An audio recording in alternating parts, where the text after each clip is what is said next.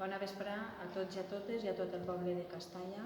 Avui ací en la Casa de Cultura anem a fer la presentació del primer plan d'igualtat entre dones i homes per a lo que és la desigualtat d'oportunitats. Este plan està desglossat en dos àmbits, un àmbit que és l'intern de l'Ajuntament, que serà una part organitzativa,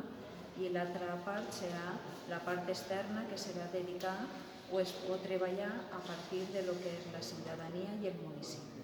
Serà un pla participatiu on volem que participe tot l'àmbit associatiu, siga esportiu, siga educatiu, siga empresarial,